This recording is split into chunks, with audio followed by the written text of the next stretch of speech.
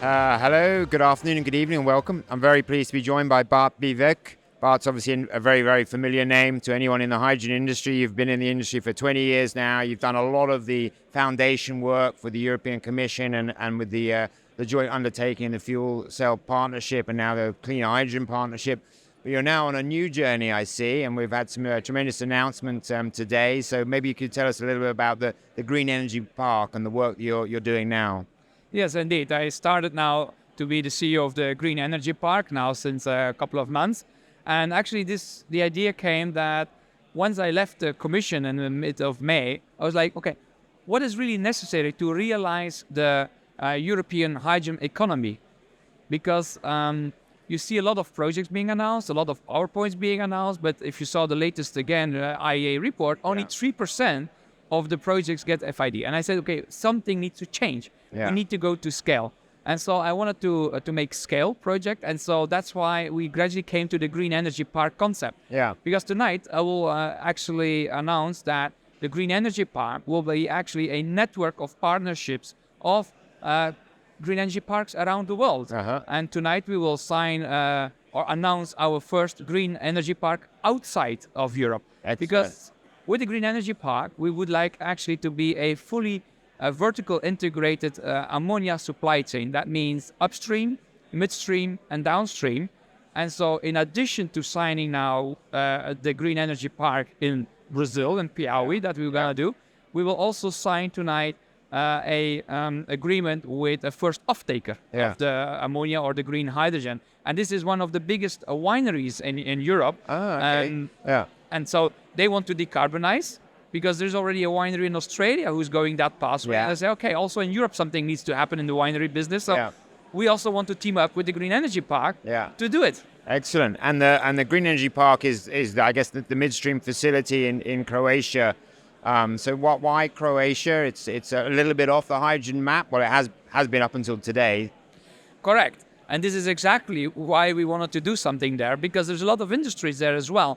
So when I was looking, again, after I left in mid-May, when I was looking on the European map, I detected, I said, everything is happening in Northwest Europe. And I don't need to do anything there anymore. There's already so many things ongoing.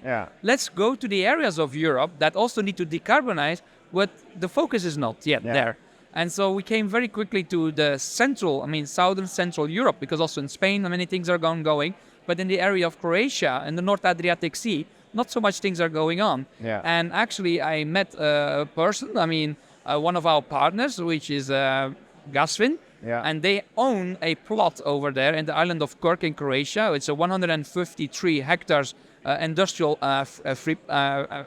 plot, which is now a brownfield, and nothing is happening there. And we will reconvert it to a green energy park over there to accept 10 million tons of ammonia by 2035. And from there, that area, we can go actually to the northern part of Italy, to the southern part of Germany, to the Balkans region, and of course the area of Croatia, Slovenia as well. Think about northern Italy alone. If it would be a country, it would be the third biggest economy of Europe. So they need a lot of energy as well. And through Krk Island, we will be able to deliver that. And also to southern Germany. It's much closer from Krk to southern Germany from any Northwest Europe port to the south of Germany. So this is where we see a huge advantage that we will be able to deliver the hydrogen, the renewable hydrogen, in a much cheaper way. Because even on our plot, we have the natural gas pipeline. In 2019, the Croatian government built a natural gas pipeline there, which is hydrogen ready. And it's on our plot already that we own. So we can start blending, and not longer term, we can go even to 100% pure hydrogen pipeline, which then we can go, because it goes up a little bit towards Zagreb, and then it's split to Hungary, Slovakia, but also to Italy, and it goes further through Austria, Germany. So perfect. Exactly. And from recalling being at the Adriatic myself, it's obviously very cold water because it's a very deep water there. So is the port quite deep and able to handle large ships? Absolutely. This was one of the reasons also why this port was so important in our story and our journey. Yeah. Because we have more than 60 meters depth over there. Yeah. And there is no waves because it's in a bay. It's the Rijeka Bay. Yeah. And so because you don't have any waves, you don't have rivers coming in. There is, the depths always stay.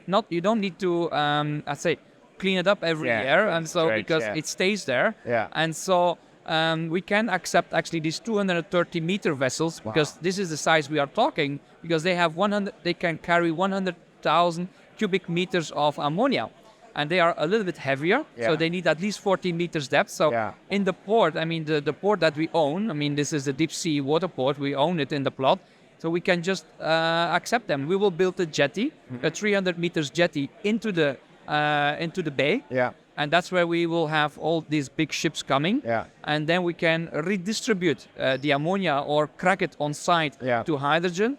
We can redistribute it through rail, through pipelines, through trucking, and vessels as well, because we will have smaller vessels that can go up to the rivers and so on. It's a great concept, very clever, I think, in the way you've identified a deep water port very close to some major markets, and as you say, Austria landlocked, hard to get to now, certainly southern Germany.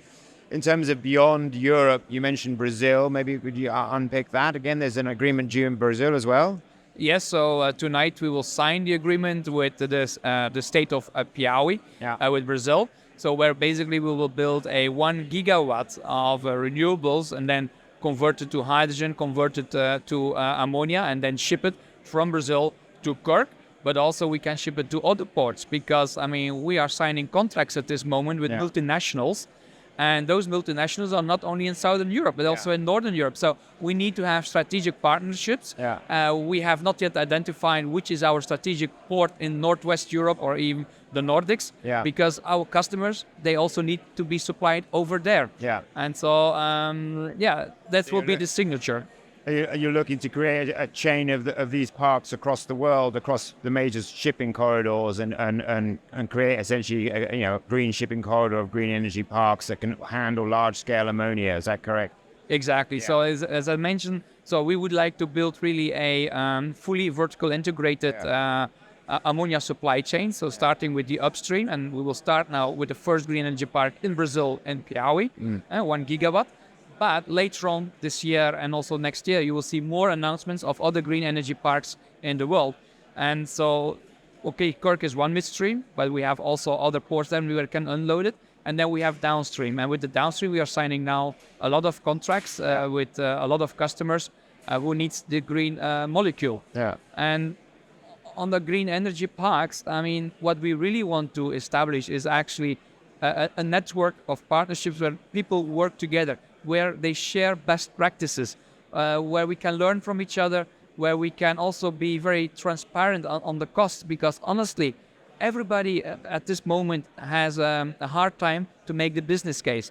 And in my view, if you vertically integrate it, then, and everybody is transparent, like in an open book approach, where everybody say, okay, here is my profit, here's my profit. Look, we are businesses. We need to make money. But if there is somebody in between who wants to make exceptionally a lot of money, at very early say, it's not going to work. So we really need to work together. We need to be very open and try to make the business case. And then let's see how much the delta of the kilogram cost will be at the end. But if everybody works together and try to not to be too greedy in a way, it might work. And in terms of scaling up, I assume there's one specification for ammonia, and are you open to shared facilities and sharing product to help people ramp up? Absolutely. On the facility that we will have in Krk Island, we are happy to work together with other companies. Actually, some of the big oil and gas companies already contacted us because we will have storage facilities over there. We can build today up to 8 storage tanks of 100,000 cubic meter or 80,000, so it depends on the regulation a little bit. And so we have now talks with oil and gas companies who would like to reserve this one and say, okay, I want to have a tank to put my stuff there and I want to redistribute it from there, which is absolutely fine. So this is possible. Excellent. Well, fantastic news, and I'm very keen to hear about the decarbonization of the wine industry. So we'll certainly be tasting later some of the beautiful Slovenian wine that your partners have brought to the event. So many thanks, Bart. It's been great catching up with you, and on what is a really exciting project, a very worthy project, and I'm sure it's going to be very successful. So good luck and thanks a lot. Thank you very much, and thanks for having me and being able to explain the story that I'm going to do it now. Cheers, thank you. Bye-bye.